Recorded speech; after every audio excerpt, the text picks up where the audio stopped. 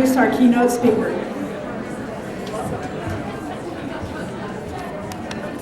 And humbled to introduce our 2015 Wings Across the Big Sky keynote speaker.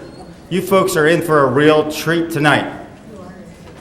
Scott Weidensaul grew up among the long ridges and endless valleys of eastern Pennsylvania in the heart of the Central Appalachians, which is where I met Scott 15 years ago while working for Audubon, Pennsylvania.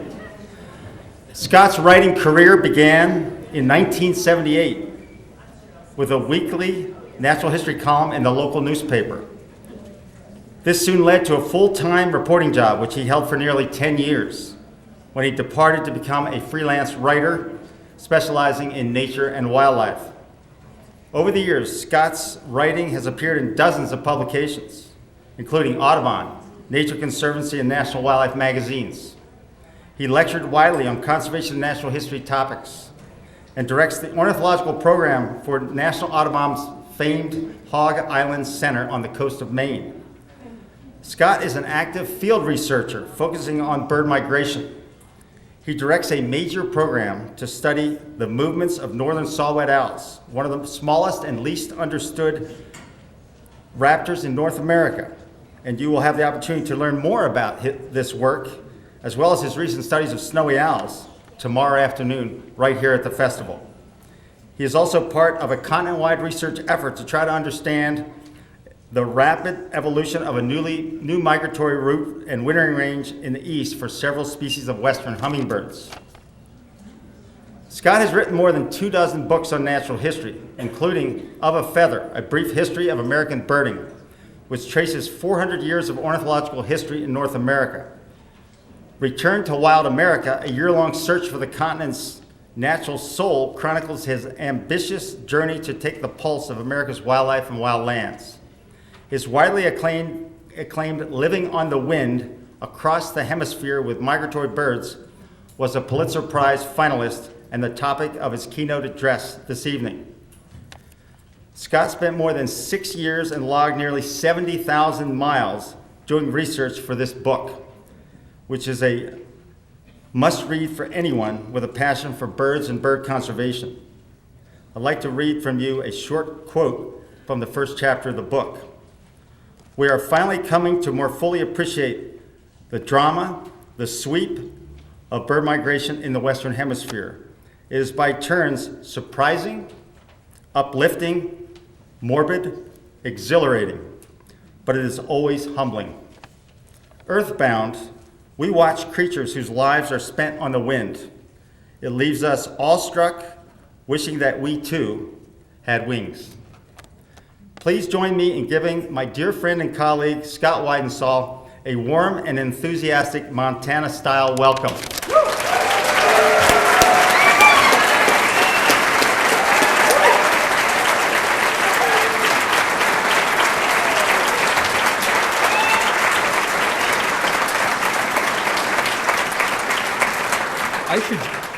I should just cut my losses and stop right now. I couldn't possibly get any better than that.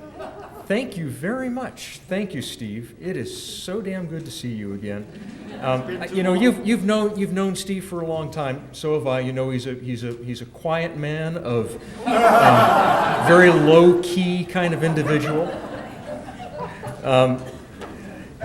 Steve's rheostat has been stuck at 11 for a long time, and that's why he gets so much done for birds and for bird conservation.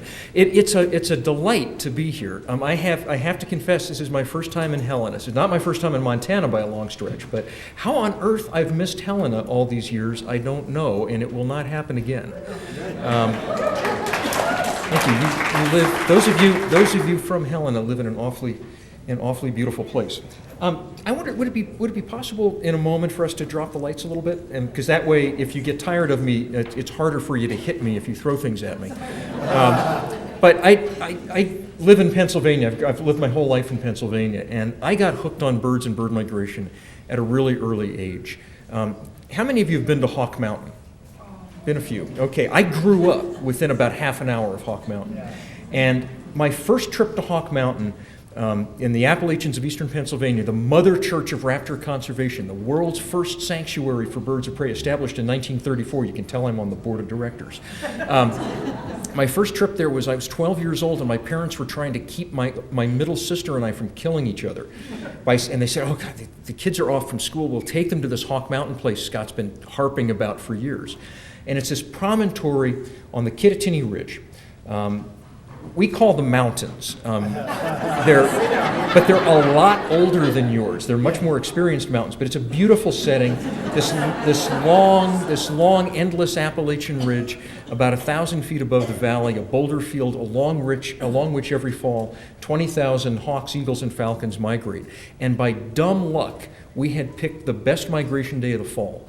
That day. It was a cold front had come through, the wind was blowing from the northwest, there were hawks everywhere, and my life had been preparation for this moment.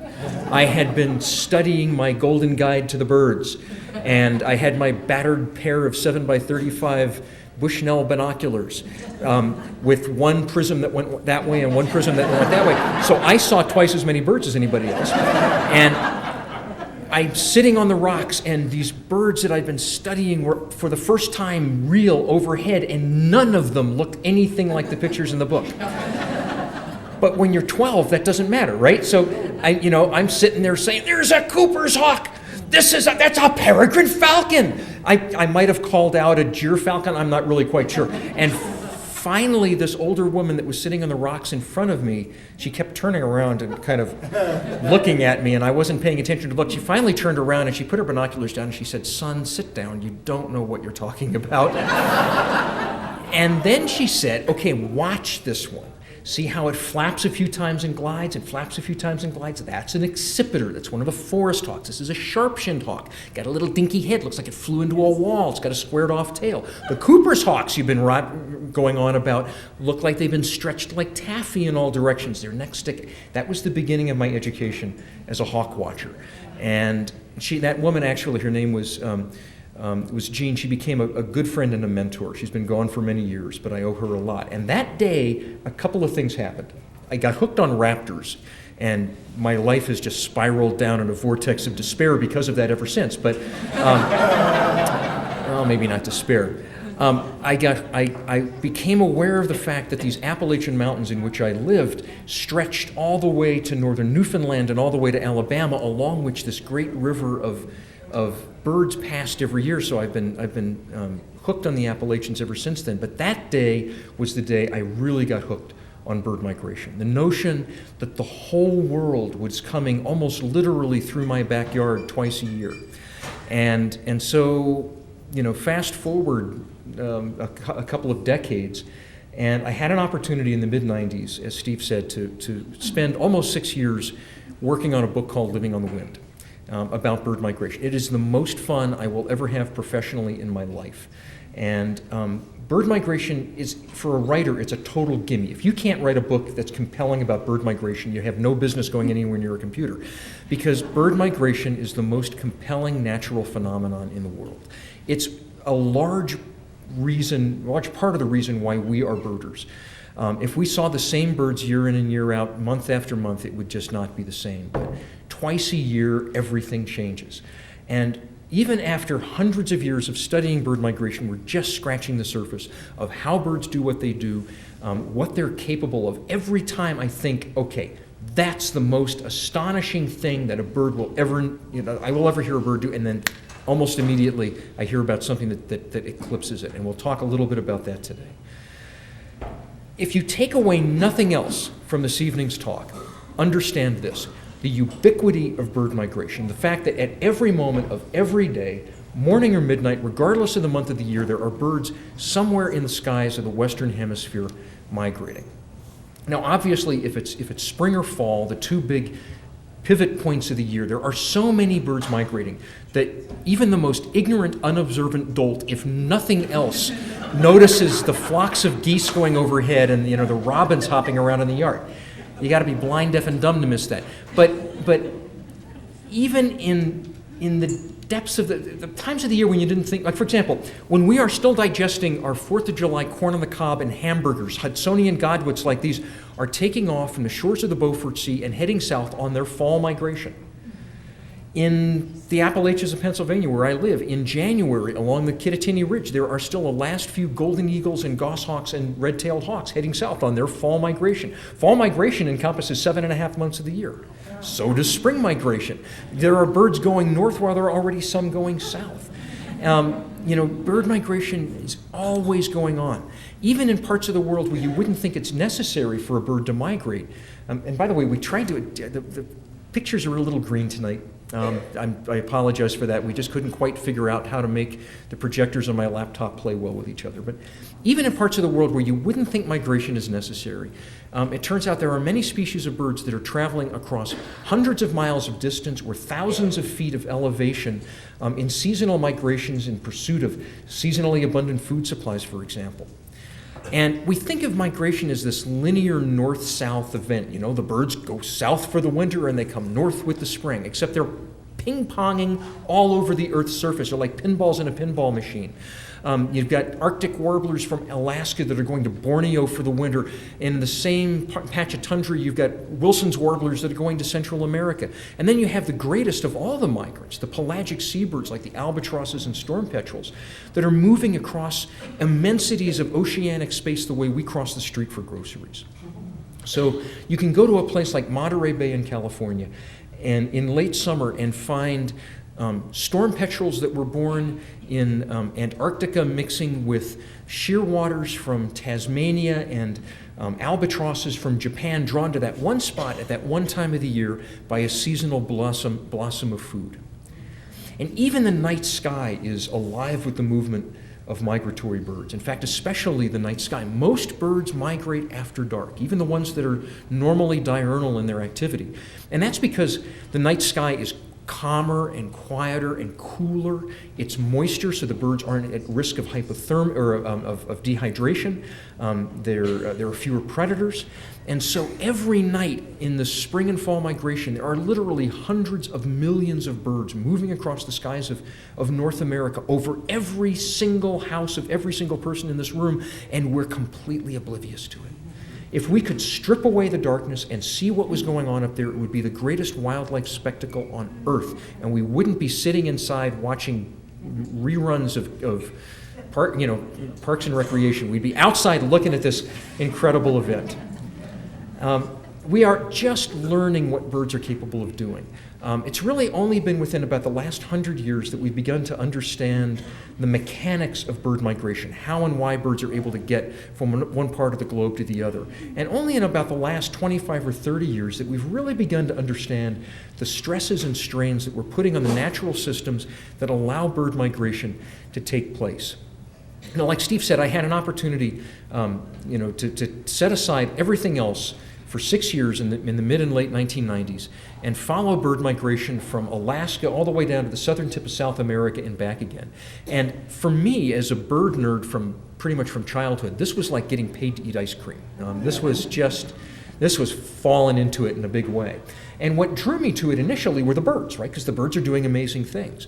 But one of the things that I realized very quickly was that this was as much a story about people as it was about birds. Whether I was talking about and in the field with a retired electrician from Alabama with an 8th grade education who became the world's leading expert on ruby-throated hummingbirds, or Yupik Eskimo elders in western Alaska, or Fish and Wildlife Service biologists, campesinos in Mexico, landowners in Argentina, people from a host of different economic and ethnic and educational backgrounds, united by a recognition that a world without migratory birds is too depressing and dull to even contemplate. And so these are people who were doing absolutely everything in their power to make sure that that wasn't going to happen. Because birds do amazing things. What is that bird? Black-polled warbler. So often when I do this, people say, it's a black-capped chickadee. That is a male, and if you're not a birder, that's a good guess. But this is, of course, a male black-polled warbler, one of the latest migrants. This is a bird that looks great, easy to identify in the spring, not so much in the fall when they've molted into that basic plumage, streaky green, so close to a bay-breasted warbler that a lot of birders just say, it's a bay-pole, and let it go at that. Note the bright yellow feet. That's the diagnostic mark of a black-pole warbler. And this is a bird that breeds across the boreal forest zone of North America, from Newfoundland all the way across to Alaska, in the boreal spruce forests of the northern United States and southern Canada. It's a tiny bird, 4.5, 5 inches long. They weigh less than half an ounce. You could mail 2 of these things anywhere in the country for a first-class stamp. And may I just say, on behalf of the U.S. Fish and Wildlife Service, please don't. But these things weigh next to nothing, and that little tiny bird, from way up there, goes all the way down, like completely off the map, into the heart of South America. Spends the winter in the Amazon and Orinoco basins of South America. Just astonishing. And what's incredible about that trip is that it doesn't even take the most direct route. If you're a black-pole warbler born in western Alaska and you've got to get to South America, the first thing you're going to do in the fall is make 1 or 2 nonstop flights west to east across all of North America, and then stage up in late September and early October along the northeastern coast of the U.S. You've already flown 4,000 miles, and you're still as far away from your destination as you were when you started. Maybe there is something to the term bird brain after all. But no, the birds know what they're doing. So these black-pole warblers will wait for a night with the passage of a cold front, when the winds shift out of the northwest, and turning their back on that perfectly serviceable land bridge that goes down through Panama, or even island hopping across the Caribbean, they will take off across the western Atlantic and fly 80 or 90 hours nonstop from the northeastern coast of the United States all the way to the northeastern coast of South America. They will fly 80 or 90 hours, beating their wings 3 or 4 million times, and they will do this without food or water or rest. And they will do it all on fat reserves, like probably about 5 grams of fat. I could fit 5 grams of fat on the back of my thumb. If they were burning gasoline instead of fat, they would get 720,000 miles to the gallon. That, my friends, is fuel efficiency. Birds do amazing things. When I wrote Living on the Wind, it came out in 1999, the acknowledged long-distance champion of all migratory birds was the Arctic tern. And nobody had actually tracked an Arctic tern in its migration, but they breed in the highest latitudes in the northern hemisphere. They go down to the highest latitudes of the southern hemisphere. They winter in the southern ocean around Antarctica. So, scientists just drew some lines on the map and figured 22,000 to 25,000 miles a year, which is astonishing when you think about it. But now that we have little tiny geolocators, light-sensitive geolocators, you can put on a band on the bird's leg, and when they come back after their migration, you take it off and you download the data. It turns out that a couple of years ago, scientists, including my colleague Ian Stenhouse in Maine, discovered that Arctic terns breeding in Greenland and Iceland fly 47,000 miles a year. And then just to one-up that, a scientist in Denmark did the same thing with Arctic terns there and discovered that their Arctic terns fly 51,000 miles a year. These big, sweeping figure eights down the Atlantic Ocean, around, in some cases, completely circumnavigating Antarctica. Some of them actually loop around the Cape of Good Hope and up into the Indian Ocean for the winter. Next summer, Ian and I and a couple of other colleagues in Alaska are going to be putting geolocators on Arctic terns in Denali National Park in Alaska, which winter in the Pacific, which is a very much bigger ocean. And my guess is they go a lot farther than 51,000 miles. We don't have a clue what these birds are capable of doing. And actually, if you want to really understand the globe-girdling extent of bird migration, Alaska is a wonderful place to go to get that sense. And a lot of the migrant birds that are coming through Montana in the spring are heading up into western Canada and Alaska. The birds that breed in places like Eisenbeck National Wildlife Refuge in western Alaska literally spread out over 3/4 of the Earth's surface every year on their migrations.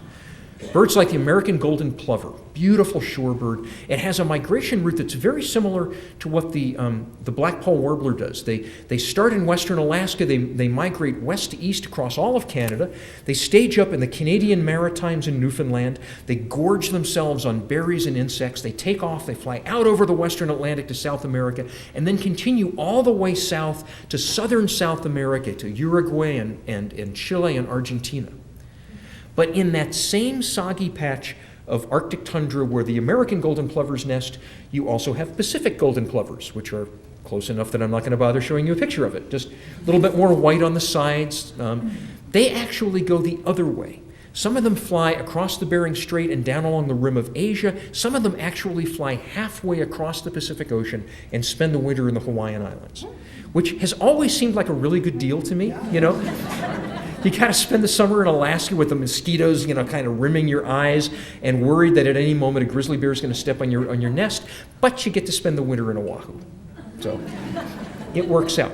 But the most amazing migrant that leaves Eisenbeck National Wildlife Refuge every year at the tip of the Alaska Peninsula, where it sort of crumbles into the Aleutian Islands, the most amazing migrant is one that virtually no non-birder and even a lot of birders have not heard of. This is the bar-tailed godwit.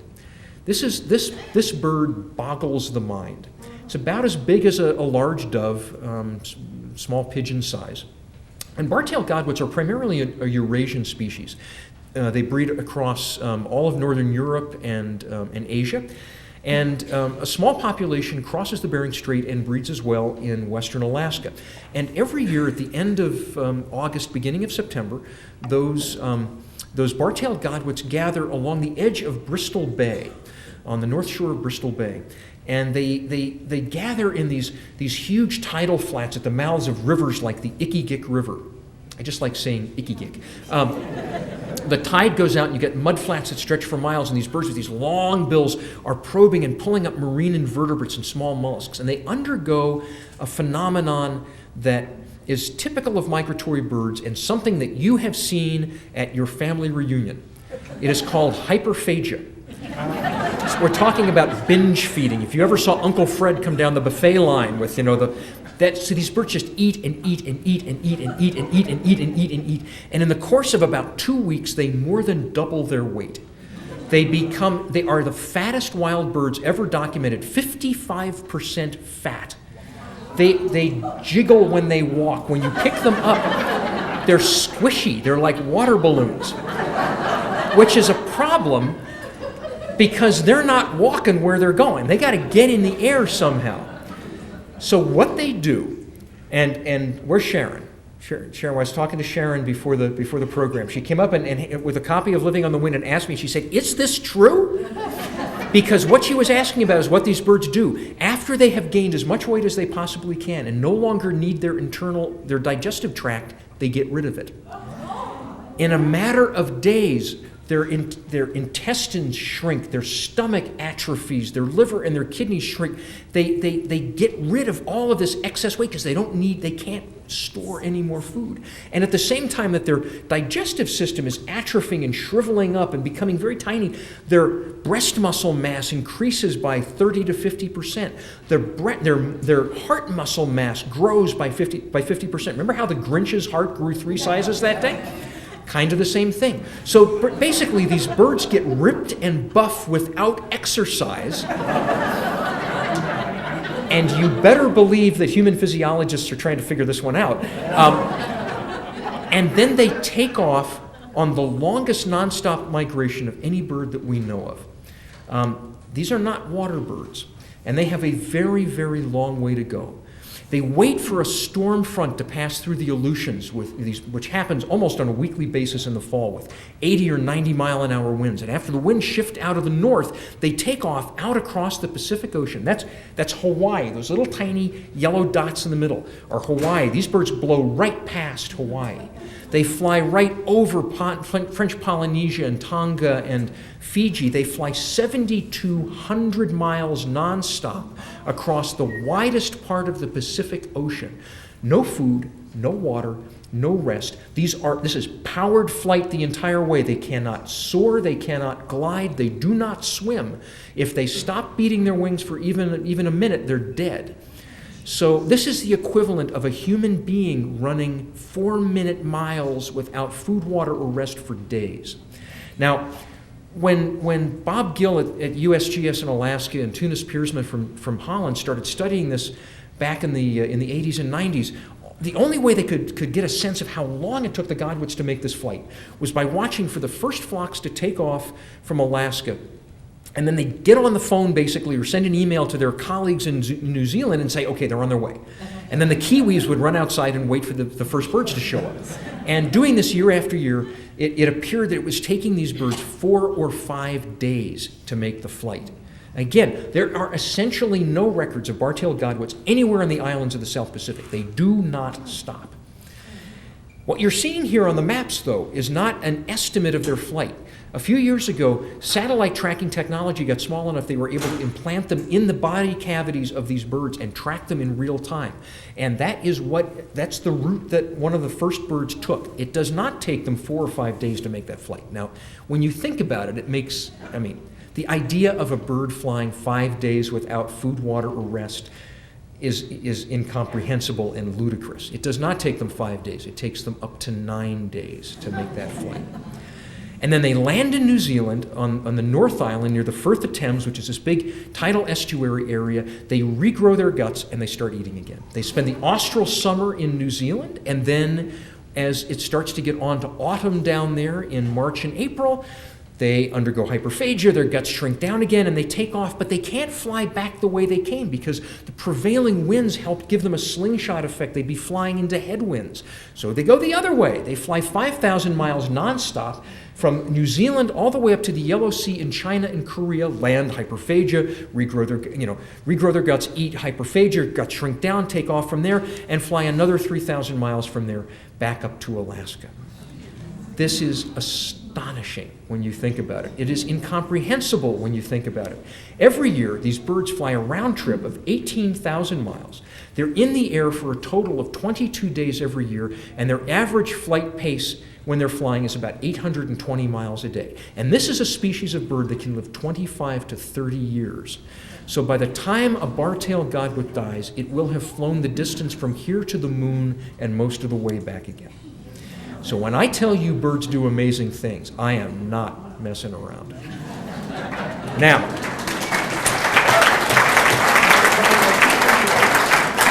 so of the roughly 750, 800 species of birds that show up regularly in North America, about 500 of those species are migratory.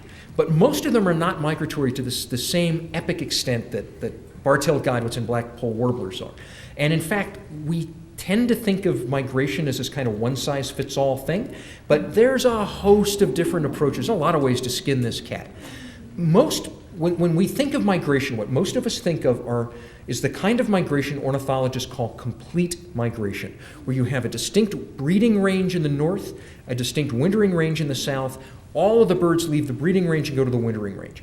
Most of our neotropic migrants are like that. Ruby-throated hummingbirds. I'm an Easterner. I confess there's going to be an Eastern bias to this program, although this is very much a Western bird. Look at that range extension. Actually, my colleague Doreen Kuby has documented ruby-throated hummingbirds. Actually, their range extends another 600 miles farther up into British Columbia than this map shows. But all of those ruby-throated hummingbirds in the fall most of them cross the Gulf of Mexico or go around it, and they spend the winter down in southern Mexico and northern Central America. This is complete migration, a complete departure from the breeding ground south. But most migratory birds are much more complex than that. There's a tremendous overlap between breeding range and wintering range. You may have individuals that migrate and others that don't. Some regional populations are more highly migratory than others. Bald eagles are a good example of this. This is called, and by the way, I think this is the dumbest term in ornithology, partial migration. I defy you to tell me how a bird can partially migrate. But hey, I don't make these things up. But so bald eagles, so you have parts of the bald eagles range where they're found only in the summertime during the breeding season. And then you have areas where they're found year-round and other areas where they're found only in the wintertime.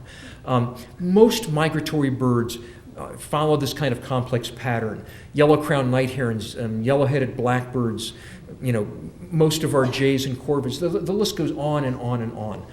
And then you have birds like great horned owls, downy woodpeckers, many species that are completely non-migratory. They move out of their parents' territory, they find a place of their own, and they never budge for the rest of their lives. Now, there are some northern populations of great horned owls that occasionally erupt south, but for the most part, these are totally non-migratory. And then you have the birds, and these are the ones that really set hearts aflutter as birders. The eruptive migrants, the northern seed-eating finches and the northern raptors that are unpredictable. They don't have a regular migration route. They don't have a regular migration timetable. Northern hawk owls are content to stay in the boreal forest in the subarctic and Arctic year in and year out, summer and winter, long as they have enough to eat. But every so often, the lemming and vole population crashes, and they're forced to head south, and they don't know where they're going to go. They just wander around till they find a place with food, and they stay there. The first northern hawk owl to show up in my home state of Pennsylvania in 1991, people came from as far away as Arizona to see that bird, the first one in a century. And it was on this little hill farm in the Pocono, up on the Pocono Plateau at the end of a dirt road.